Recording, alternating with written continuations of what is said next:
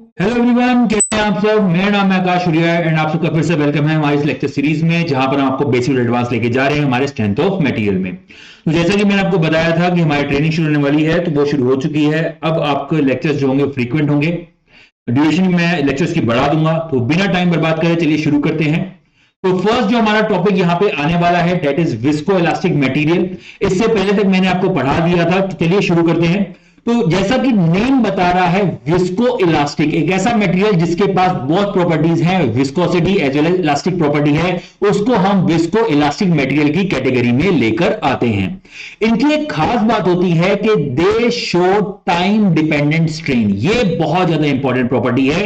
ये एग्जामिनेशन में पूछा जा सकता है कि कौन सा मटेरियल ऐसा है हमारे पास जो टाइम डिपेंडेंट स्ट्रेन प्रॉपर्टी को शो करता है, दैट इज विस्को इलास्टिक।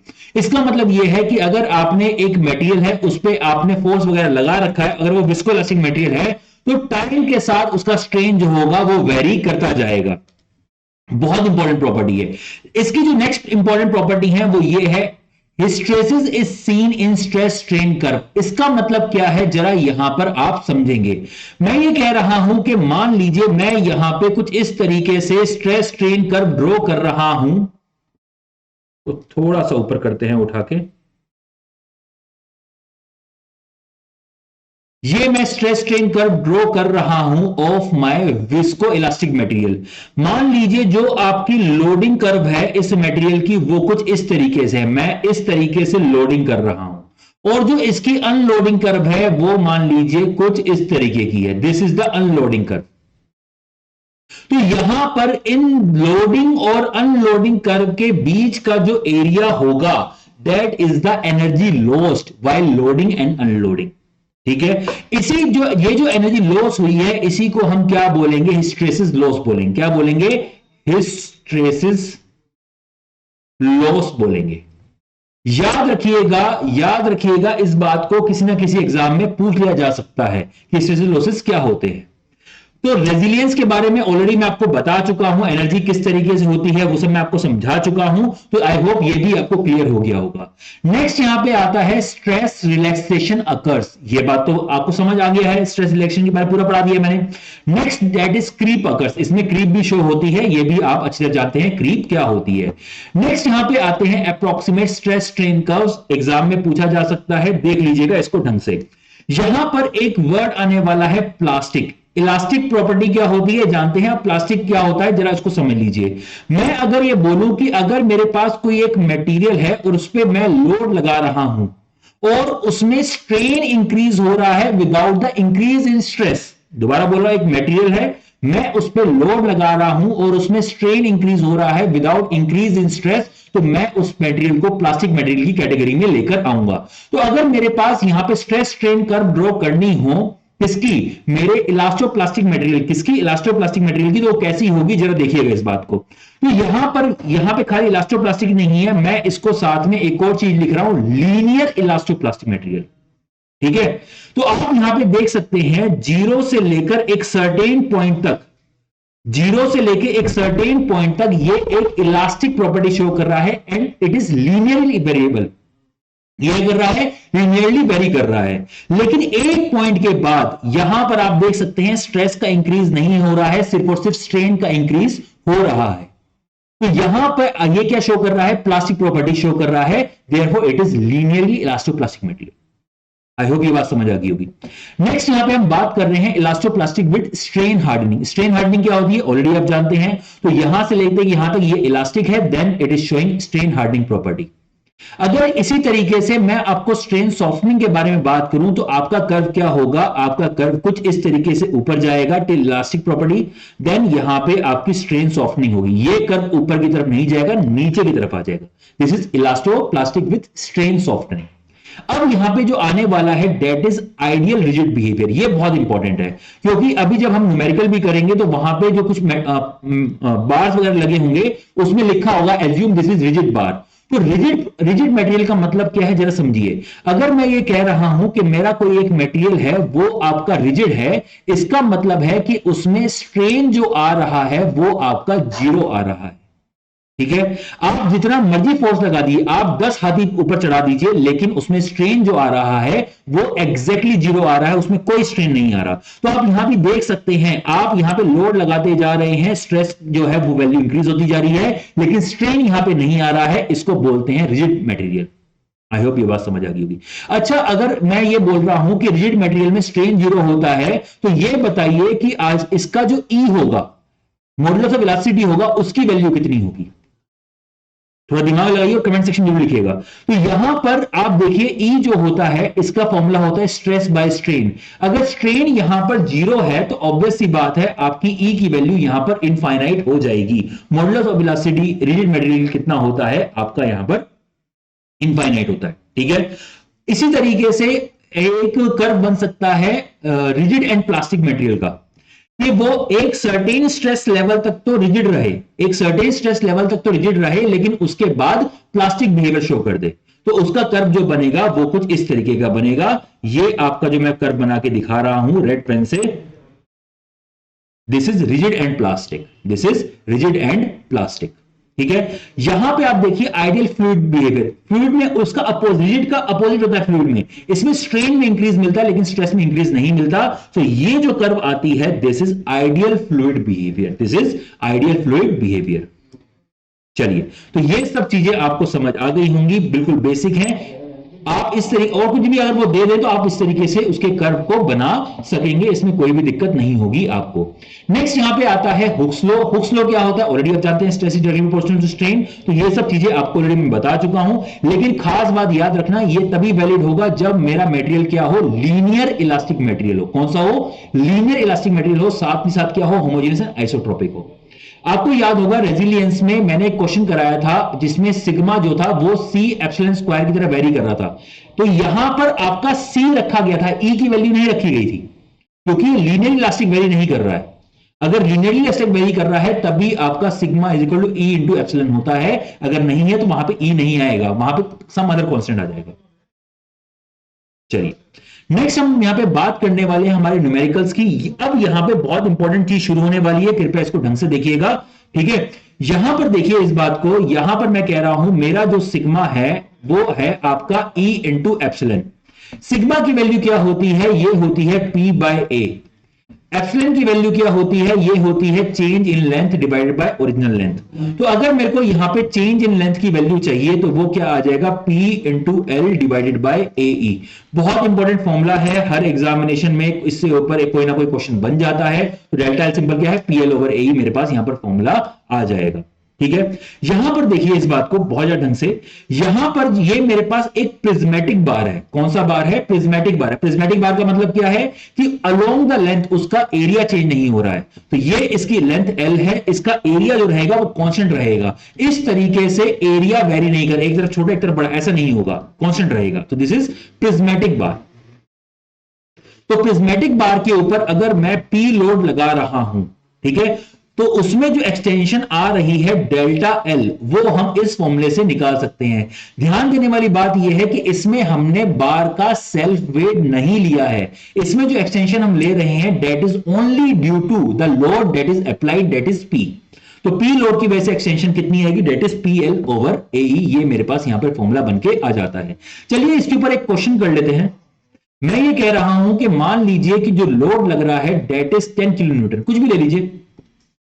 जो P की वैल्यू है वो आपकी 10 किलो न्यूटन है, लेंथ आपकी 1 मीटर है, एरिया आप ले लीजिए अपना 10 mm स्क्वायर, E की वैल्यू आप ले लीजिए यहां पे 2 इंटू 10⁵ न्यूटन पर mm स्क्वायर, ये आप यहां पे ले सकते हैं। चलिए अब आपके पास सारी वैल्यू आ गई है, इसमें डेल्टा L निकाल के कोशिश कीजिए। तो डेल्टा L जब आप निकालेंगे यहां पे, अब देखिए यहां पे यूनिट्स बहुत ज्यादा इंपॉर्टेंट है। हम जनरली जो गलती करते हैं यूनिट्स में कर देते हैं। तो यहां पे आपका किलो न्यूटन है, इसको मैं न्यूटन में कर दे रहा हूं, तो 10⁻³ न्यूटन हो जाएगा। लेंथ आपकी 1 मीटर है, डिवाइडेड बाय एरिया है 10 mm स्क्वायर। मैं mm स्क्वायर को मीटर में जानबूझ के कन्वर्ट, मीटर स्क्वायर में जानबूझ के कन्वर्ट नहीं कर रहा हूं, अभी आप समझ जाएंगे क्यों। यहां पे एरिया आ गया 10 mm स्क्वायर, E की वैल्यू है 2 इंटू 10⁵ न्यूटन पर mm स्क्वायर, मेरे पास ये आ गई है। तो यहां पर mm स्क्वायर से mm स्क्वायर यहां पर कैंसिल हो जाएगा, इसलिए मैंने उसको कन्वर्ट नहीं किया, क्योंकि अगर मेरे को यहां पे कन्वर्ट करता तो यहां पर भी मुझे कन्वर्ट करना पड़ता बेमतलब के, अरे सॉरी आपको दिखा नहीं होगा, बेमतलब के, दोबारा रिपीट करता हूं क्योंकि वो मेरे चेहरे के पीछे आ गया। तो यहां पर आपका एमएम स्क्वायर और ये एमएम स्क्वायर एक दूसरे को कैंसिल कर देंगे। अगर मैं यहां पे एमएम स्क्वायर को मीटर स्क्वायर में कन्वर्ट करता तो यहां पर मुझे कन्वर्ट करना पड़ता, तो यहां पर क्या होता, बेमतलब के टीडियस प्रोसेस हो जाता, करने का कोई फायदा नहीं है। तो ये चीज मैं इसको यहां पे कैंसिल कर दे रहा हूं, तो मेरे पास यहां पे आंसर क्या आ जाएगा, 10⁻⁻1 इंटू 1 मीटर डिवाइडेड बाय 10⁻² हो जाएगा ना, ठीक है ठीक है, डिवाइडेड बाय 2। तो यहां पे आ जाएगा 0.5, यहां पे आ जाएगा 0.5 इंटू 10⁻² मीटर, मीटर को एमएम में कर देंगे तो यहां पर आंसर कितना आएगा, 0.5 into 10⁻³ into 10⁻², answer is 5 mm। तो ये आपके पास यहां पे इस तरीके से सॉल्व कर सकते हैं। चलिए अब यहां पर देखिए, यहां पर एक बहुत इंपॉर्टेंट टर्म आने वाला है, that is stiffness and flexibility. तो हमने यहां पे आपको बताया delta L is equal to P L over A E. मैं क्या कर रहा हूं, मैं ए ई बाय एल को उस तरफ ले जा रहा हूं, तो P is equal to A E by L into delta L हो जाएगा। तो ए ई बाय एल जो है इसी को मैं क्या बोलता हूं, ए ई बाय एल जो है इसी को मैं क्या बोलता हूं, इसी को मैं यहां पे स्टिफनेस का नाम देता हूं। ठीक है, आपका यहां पर ये फॉर्मूला याद कर लीजिएगा। इसी तरीके से फ्लेक्सिबिलिटी होता है, फ्लेक्सिबिलिटी इज 1 अपॉन स्टिफनेस। तो ये जब मैं आपको flexibility matrix and stiffness matrix पढ़ाऊंगा तो उसमें इंपॉर्टेंट चीज आ जाएगी। अभी सिर्फ और सिर्फ यहां पर आप ये याद रख लीजिएगा, तो यहां पे P इंटू के delta, this is the formula. तो के स्टिफनेस है, डेल्टा आपकी डिफॉर्मेशन है, P आपका फोर्स है या फिर अप्लाइड लोड है। चलिए नेक्स्ट यहां पे आने वाला है डेट इज स्टेप्ड बार, कि अगर मेरे पास यहां पे इस तरीके स्टेप्ड बार है तो उसमें एक्सटेंशंस वगैरह कैसे होंगी, उसको हम कैसे निकालें। इसका बेसिक तरीका है, जहां पर भी एरिया चेंज हो रहा है या फिर जहां पर भी इंटरनली फोर्स लग रहा है वहां से बार को काट दीजिए।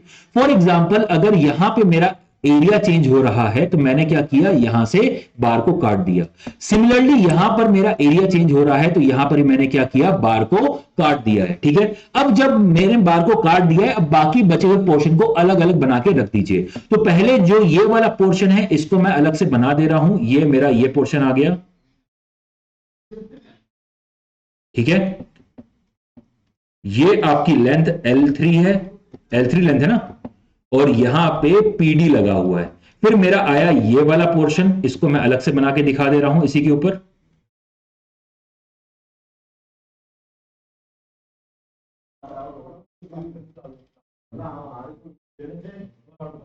और ये आपका इस तरीके से PC लगा हुआ है, क्लियरली है। फिर मैं आपको ये वाला बार बना के दिखा रहा हूं इसी के ऊपर,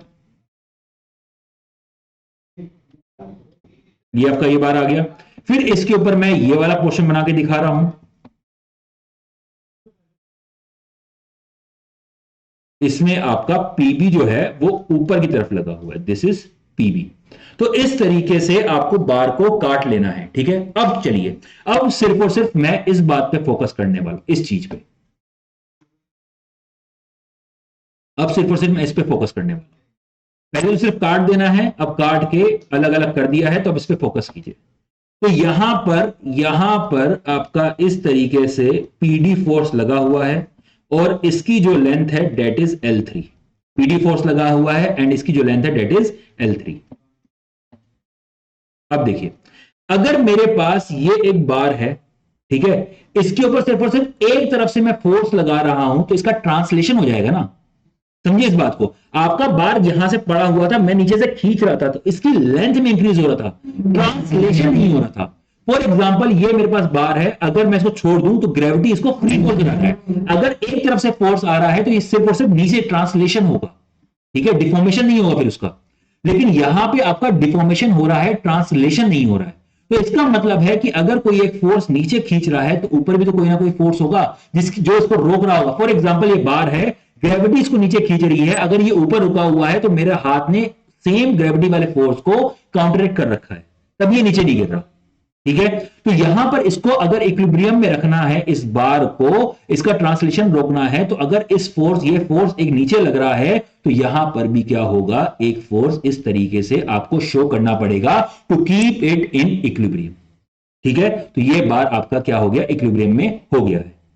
अब आ जाइए इतने पोर्शन पे, अब आ जाइए इतने पोर्शन पे जो मैं इसके ऊपर बनाकर दिखा रहा हूं।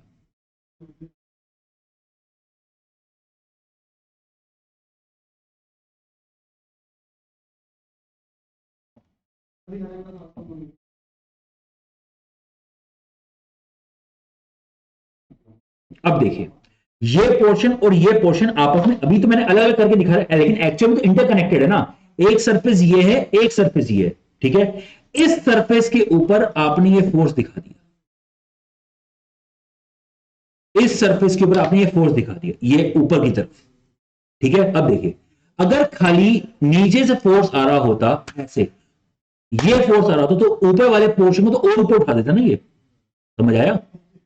यहां पे जॉइंट का इक्विलिब्रियम भी तो रखना है हमें, तो ये दो सरफेस है, यहां से ऊपर की तरफ फोर्स दिखा रखा है, ये पीडी वाला फोर्स मैंने ऊपर की तरफ दिखा रखा है, तो ऑब्वियस सी बात है ऊपर वाले पोर्शन में मेरे को नीचे की तरफ दिखाना पड़ेगा, एक हाथ ऊपर फोर्स एक हाथ नीचे फोर्स, आपका जो है जॉइंट वहीं का वहीं रहेगा अगर उसकी इक्विलिब्रियम में मेंटेन करना है तो अगर यहां पे मैं पीडी ऊपर की तरफ दिखा रहा हूं तो यहां पर मुझे पीडी को क्या करना पड़ेगा, नीचे की तरफ भी दिखाना पड़ेगा, समझ आ गई बात। तो ये आपका जो जॉइंट है वो इक्विलिब्रियम में हो गया, एक ऊपर की तरफ एक नीचे की तरफ। देखिए अब आ जाइए इस वाले सेक्शन पे, अभी जॉइंट के बारे में बात करी, अब इस वाले सेक्शन पे पीडी नीचे की तरफ है, पीसी नीचे की तरफ है, तो ऊपर की तरफ कितना दिखाना पड़ेगा, पीडी प्लस पीसी, खत्म कहानी, पीडी प्लस पीसी। तो ये जो मैंने सेक्शन काट रखे हैं ना, जो रेड से दिखा रहा हूं ये, इसकी जो लेंथ है डेल्टा एल जो है it is approximately equal to 0, ठीक है, बहुत कम लेंथ है, तो इसका हम एक्सटेंशन को हम लेंगे ही नहीं, इसकी जो लेंथ है that is equal to 0, this is DL. चलिए तो ये चीज आपको समझ आ गई है किस तरीके से आपको सेक्शन को काटना है। चलिए अब आ जाइए इस वाले सेक्शन पे, ये तो हमने ये कवर कर लिया है, ये कवर कर लिया, अब इस वाले सेक्शन पे आ जाइए। ये सेक्शन मैं इसके ऊपर और बना दे रहा हूं। चलिए इस सेक्शन को मैं इस तरीके से ऊपर और बना दे रहा हूं।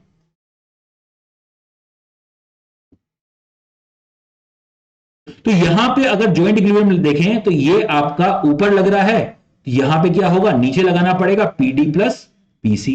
सिमिलरली अगर ये नीचे है, इस बार के इक्विलिब्रियम को मेंटेन करने के लिए यहां पे क्या आ जाएगा, पीडी प्लस पीसी ऊपर की तरफ, खत्म कहानी, कुछ है ही नहीं इसमें, क्लियर है।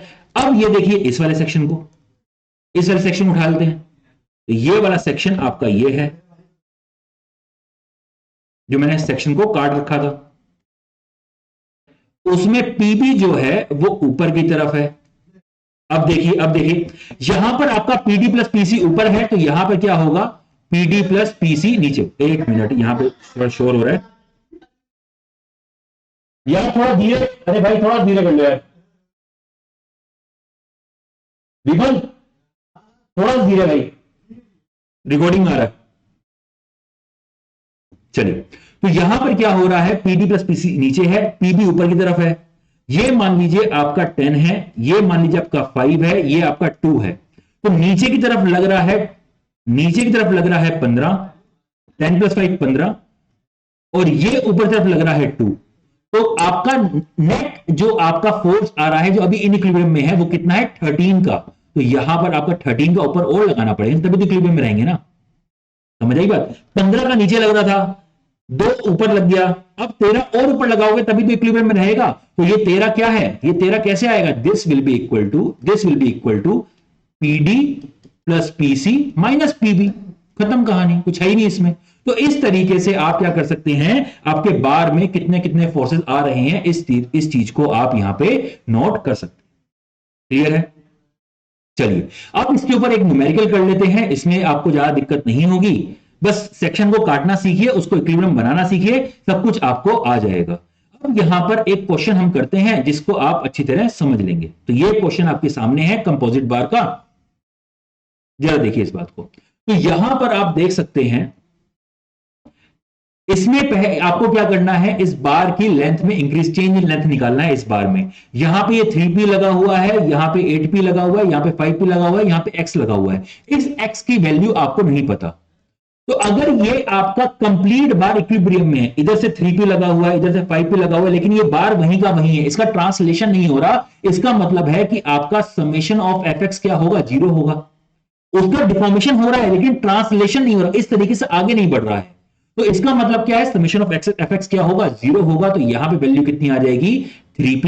इस तरफ वाली क्वांटिटी को मैं पॉजिटिव ले रहा हूं, इस तरफ वाली क्वांटिटी को मैं नेगेटिव ले रहा हूं। तो 3p क्या है, 3p minus X plus 8p minus 5p is equal to 0। तो यहां पे x की वैल्यू कितनी आ जाएगी, 11 minus 5 that is 6p। x की वैल्यू कितनी आ जाएगी, date is equal to 6p। मेरे पास यहां पर वैल्यू निकलकर आ जाएगी। चलिए, तो मेरे पास अब x की वैल्यू भी आ गई है। अब मुझे इस बार में एक्सटेंशन कितना हो रहा है इस लोड की वजह से वो निकालना है। तो सिंपल है, कुछ नहीं करना, सिंपल क्या करो, बार को काट दो। किस तरीके से काटोगे जरा देखिएगा, जहां पर भी एरिया चेंज हो रहा है या फिर इंटरनल फोर्स लग रहा है वहां पे काट दिया, जहां पर भी एरिया चेंज हो रहा है या फिर इंटरनल फोर्स लग रहा है वहां पर काट दिया। अब क्या हो गया, एक सेक्शन ये बन गया, this is section 1, this is section 2, this is section 3, this is section 4 and this is section 5। चलिए सेक्शन 1 को उठाइए, दिस इज सेक्शन 1, सेक्शन 1 को उठाइए। अगर मैं सेक्शन 1 को उठा रहा हूं, अगर मैं सेक्शन 1 को उठा रहा हूं तो ये आपका 3p हो जाएगा। इसका एरिया जो है वो AE है, लेंथ इसकी 2L है। अगर इधर 3p है तो इधर कितना लगेगा, 3p। खत्म कहानी। अब सेक्शन 2 को उठा लीजिए, सेक्शन 2 को इधर बना के, इसके आगे बना के दिखाया था।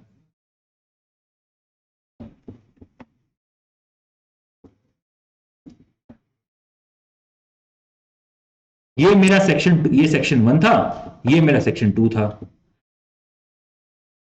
अब सेक्शन 2 को अंदर आपका एक्स वाला फोर्स भी है। एक मिनट,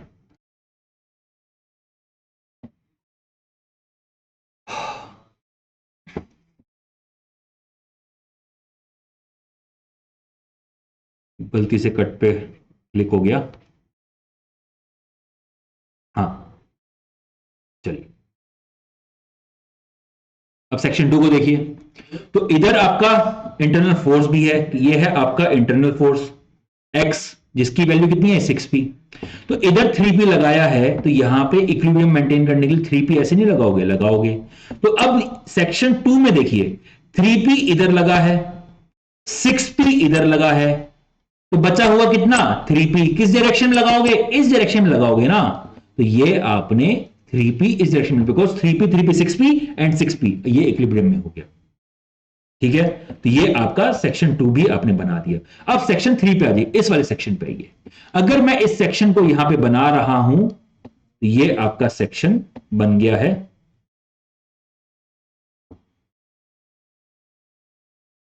तो इधर 3p था ऐसे, तो इधर भी कितना आ जाएगा, 3p, डायरेक्शन अपोजिट। अगर इधर 3p है तो यहां कितना आ जाएगा, 3p। क्लियर है। चलिए नेक्स्ट, नेक्स्ट है मेरा सेक्शन 4। सेक्शन 4 को यहां पे बना देता हूं। तो यहां पे आपका 8p ऐसे लगा हुआ है, इधर से 3p अंदर की तरफ लग रहा है, तो इधर कैसे लगेगा, अगर यहां पे 7 में बार बना तो इधर इस तरफ लगता, तो जो मैं यहां पे दिखा दे रहा हूं कितना, 3p। अब देखिए आपका 3p इस तरफ है, 8p इस तरफ है, नेट कितना बचा, 5p। किस तरफ लगाएंगे, इस तरफ। 3p प्लस 5p दोनों इस तरफ, 8p इस तरफ, इक्विलिब्रियम में आ जाएगा। तो आपको 5p ऐसे लगाना। चलिए, अब आपका सेक्शन बचा, सेक्शन नंबर 5, उसको मैं यहां बना दे रहा हूं। This is your section number 5। ये आपका 5p इस तरफ है, यहां पे इधर आ जाएगा, और यहां ऑलरेडी इधर इस डायरेक्शन में है। इसका मतलब है हमारी जो डायरेक्शंस आई हैं वो सही आई हैं, क्योंकि अपने आप चेक हो गया ये। ठीक है, अब इसको 0 कर दो, इसको 0 कर दो, क्योंकि इनकी लेंथ ऑलमोस्ट इक्वल टू 0 है, तो इनमें डिफॉर्मेशन भी 0 होंगी। तो बचे कौन से, मेरे पास 3 सेक्शन। अब 3 सेक्शन जो बने हैं उनके बारे में देखिए। तो this is section 1, this is section 3 and this is section 5, उस डायग्राम के हिसाब से। तो आप देख सकते हैं यहां पे हो रहा है टेंशन, खींच रहा है। यहां पे हो रहा है कंप्रेशन, दबा रहा है, एंड यहां पर भी क्या हो रहा है, टेंशन हो रहा है। ठीक है, तो टेंशन टेंशन वाली जो आपके डिफॉर्मेशन आएंगे इनको ऐड कर लो, उसमें से कंप्रेशन वाला डिफॉर्मेशन माइनस कर दो, आपके पास नेट डिफॉर्मेशन निकल कर आ जाएगा। तो यहां पर क्या आ जाएगा, यहां पे आपका लेंथ, यहां पे लेंथ 2L है, यहां पे लेंथ आपकी L है, एरिया है 3AE, यहां पे C में कितना है 2L एंड 2AE। ठीक है, लेंथ इसकी 2L है एंड दिस इज 2AE। तो यहां पर आपका नेट जो डिफॉर्मेशन होगा, नेट डिफॉर्मेशन होगा वो कितना हो जाएगा, delta L will be equal to 3P into length कितनी है 2L,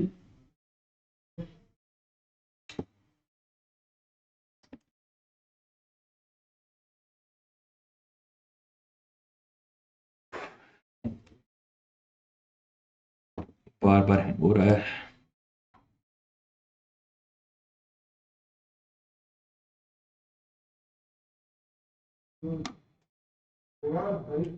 3P इंटू लेंथ है मेरी 2L divided by AE, plus इसमें टेंशन है, ठीक है, 5P into length L divided by 3AE, minus because इसमें कंप्रेशन है 3P into 2L divided by 2AE।